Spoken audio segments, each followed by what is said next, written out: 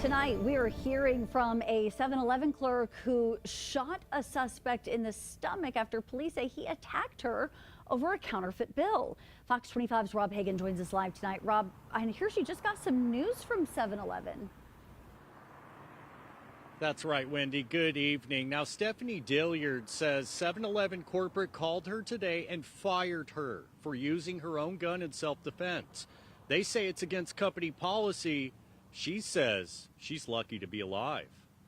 25-year-old Stephanie Dilyard was a 7-Eleven clerk who faced terror after she says a man tried to strangle her after she refused a counterfeit $100 bill for burritos, beef sticks, and ice cream. It happened Thursday, just before midnight. He threatened me, said that he was going to slice my head off, and then that's when I tried to call the police. Realized he started throwing things at me.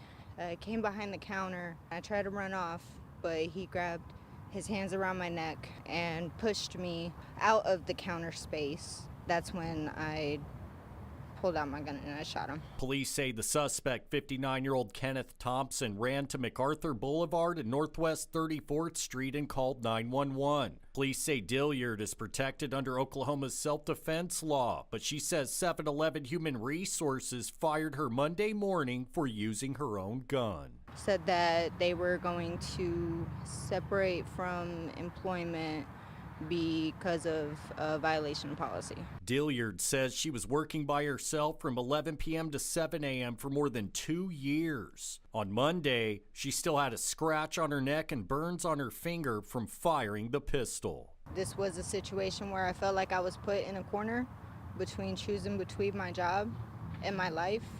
And I'm always going to choose my life because there's people that depend on me. I'm going home. You know, that's my goal. I need to be here for my kids. Thompson was arrested at the hospital and charged with assault and battery, threatening acts of violence, trying to pass a fake bill, and a felony warrant for violating parole. Dilyard hopes this incident serves as a wake-up call so no other clerks get hurt or killed, especially women. If I known that, you know, there's a potential where somebody could be for real in taking my life away, that I will do whatever it takes. You know, I hope that, you know, women see that and, you know, they'll do the same thing. You have the right to defend yourself.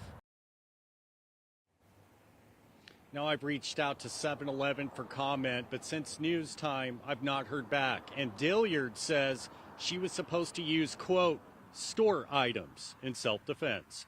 Live in Oklahoma City, Rob Hagan, Fox 25 News.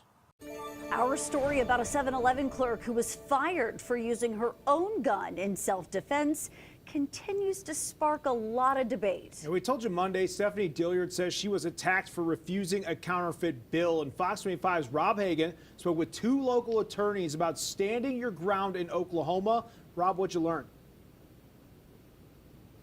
Adam, Wendy, with the story going viral and thousands of people defending Stephanie Dilyard, the young mother who fired her pistol getting fired in the process, I thought I'd bring their questions, comments, and concerns to the legal experts. Former 7-Eleven clerk Stephanie Dilyard was fired for shooting 59-year-old Kenneth Thompson with her own gun after she says he tried to strangle her when she refused a counterfeit bill. You tell me something and you're acting on it, I'm gonna believe you. And he had my neck in his hands, the very thing he said that he was, yeah.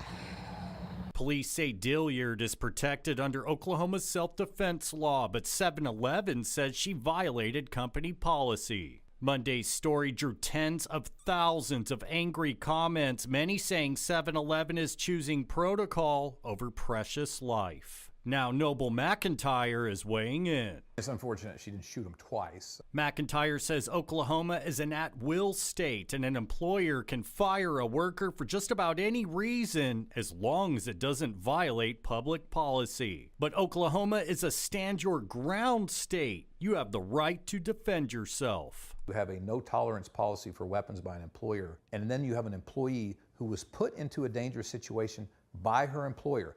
Just like last year, When 7-Eleven had an 18-year-old female employee murdered at work after 2 a.m., I guess 7-Eleven hasn't learned yet. There's right, there's wrong, and then there's stupid. 7-Eleven, as a corporation, they do not want all of their employees packing heat while working all over the country. That presents a tremendous liability risk for them. Ed Blau is a defense attorney who used to be a prosecutor. He says Dilyard will have a difficult time suing for wrongful termination. The way 7-Eleven's policy treats this, it was her decision to work there. Both of these guardians of the Constitution agree the case depends on one factor: if 7-Eleven is providing safety for their employees or not. One interesting angle to this is if an employee of a convenience store, such as 7-Eleven, is injured or even killed while working, and that store did not provide either adequate safety measures or security. This case isn't just about her at one point. It becomes about her and the next victim and the next victim and the next victim.